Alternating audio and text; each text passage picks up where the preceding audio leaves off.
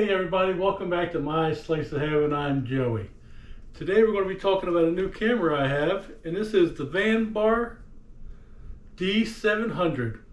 It's a 4K video camera, and we'll be giving this a test out over the next few weeks. We'll also be doing an unboxing to show you everything that comes with this camera, and then I'll do a setup, and then we'll put it out in the woods and see what we can capture on it. Again, this is the Vanbar D700 4K trail camera. Here's the box that the camera came in. And again, it's the Vanbar D700 trail camera. Hope that comes in clear enough for you to read it. And while I got you here, I'm just going to go over some of the specs. You can see it's a 4K digital trail camera. And I'm just going to read some of these specs to you. Well, they have a key features thing on the side here. It says working mode, photo, video, and video, and a time lapse. Trigger speed is 0.2 seconds. It says 0.2 to 0.6 seconds. Now, I am guessing the 0.2 is for photos. The 0.6 second trigger speed is for video, because I found out a little while ago that when you set your cameras to video, to record video, the trigger speed is greatly reduced. Standby up to 8 to 10 months with 8 AA batteries. 75-foot PIR distance. Says it has an upgraded CMOS sensor. Larger sensor produces the best quality results. And it'll support up to 128 gigabyte SD card. Some of the other specs is it takes a 32 megapixel picture or a photo, 24 megapixel photo, or a 20 megapixel photo, 75-foot trigger distance, takes video in 4K, 2.7K, and 1080p. Has a 120 degrees PIR sensor. This is a Wi-Fi enabled camera, not to be confused with cellular. This is just a Wi-Fi. It will only send pictures to your phone if you're in proximity to the camera. And it's got a waterproof level of IP66. There's some of the specs if you want to pause that and take a look at it. I'll try to get you a little bit closer. Now we're going to go ahead and jump into the unboxing. And we'll see what's in the box and see what comes with it. We got the Vanbar D700 4K digital trail camera in front of us. Again, there's some of the specs. There's the key features, which basically talks about some of the specs. Vanbar D700 trail camera. And we're going to go ahead and get into this unboxing. Let's see what's in here. Now, I've already peeked in this box, so this box has a little something that most cameras do not have, and we will get to that in a second. We'll go ahead and unbox this. First off the bat, it comes with a Vanbar card,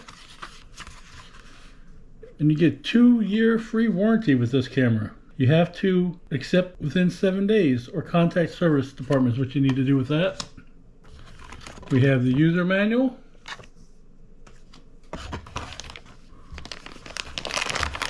We have the camera, which we will talk more about this in a minute. We have a USB cable. We have the tree strap. Now this camera, I said, comes with something most cameras do not. This camera comes with batteries. Also comes with a 32 gigabyte SD card.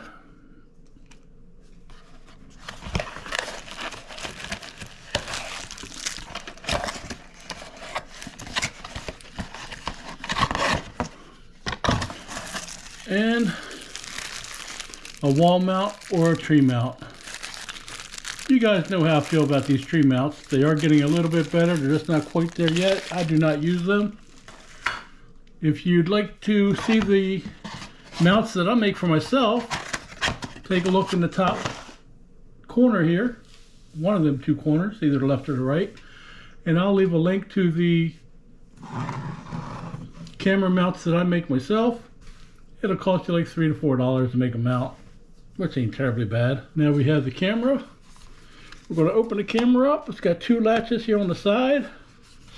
It has your security cable holes, has your tree strap slots, has this little bump out. Again, most cameras are coming with this now to help hold it away from the tree so it's not leaning on the tree like that. Has your battery compartment, which I've already put batteries in it. Has your functions here. You have the menu button, replay button, up, down, and over arrows, a shot button, and an OK button. And your on and off switch. Has a spot for a solar camera, and it also has the 1/4x20 slot for your mount.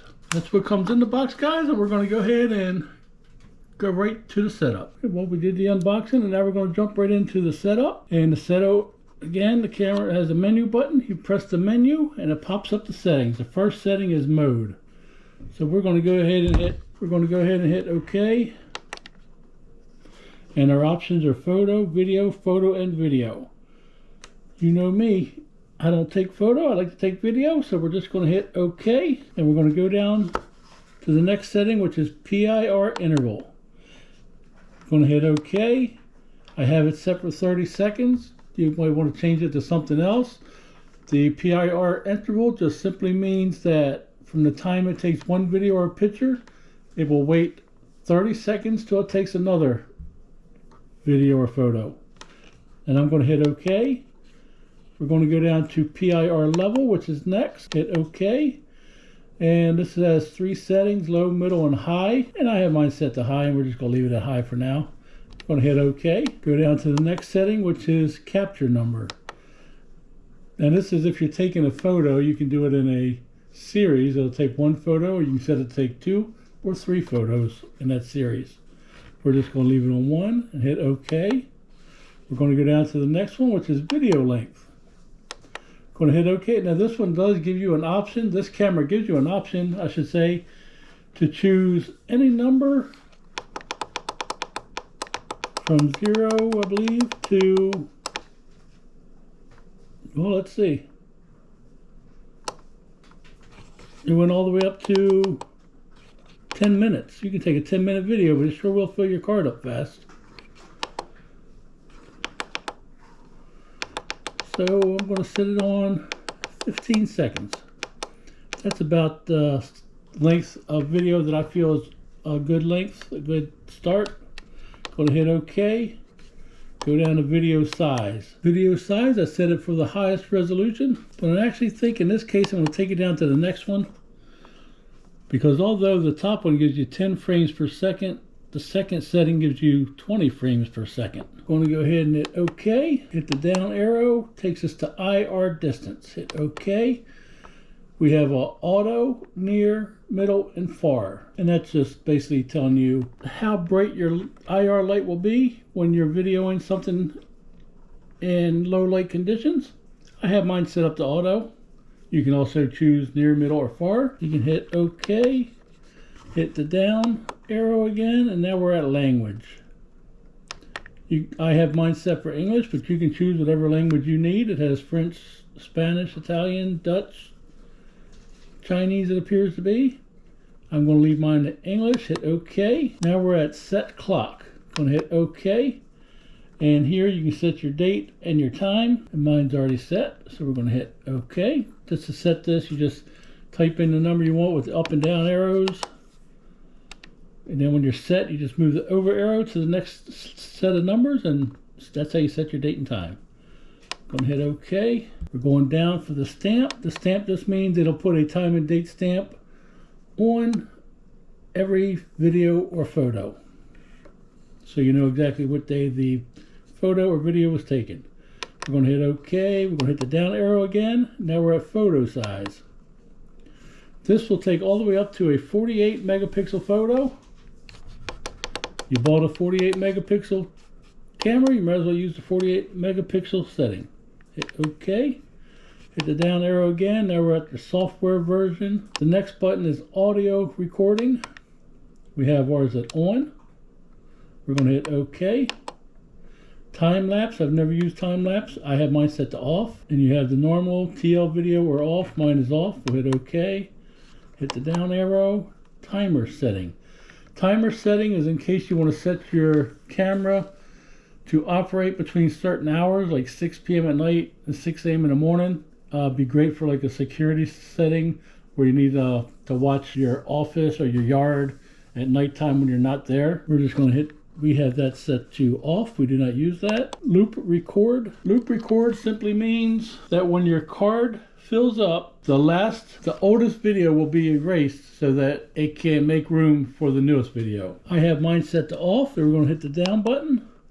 Camera name. You can name your cameras with this setting here. Security code in case you want to put a code on your camera. Wi-Fi. I have mine off. Again, this is a Wi-Fi capable camera, not to be confused with a cellular camera. This will only send pictures to your phone through your Bluetooth Wi-Fi, and if you're in a certain proximity of the camera. And I believe it's like 60 feet. Wi-Fi SSID, Wi-Fi password, Wi-Fi LED. You can format your card in the camera if you like. Default setting will return the camera settings back to their original settings, and that is all the settings for this camera. Alright guys, we went through the unboxing, the setup of the Vanbar D700, and now we're going to jump right into some pictures. I'll show you some daytime captures on video from this camera. I'll also show you a few nighttime captures from this video. So let's go ahead and take a look at those now.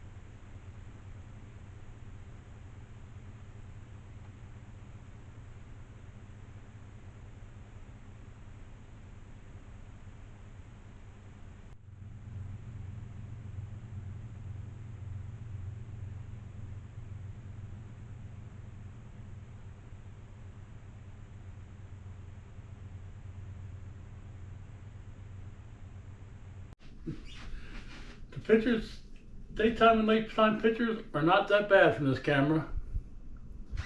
But with that said, this camera, I've noticed one pretty major flaw with this camera. Some of the pictures came out all wonky and weird. I'm going to show you those right now.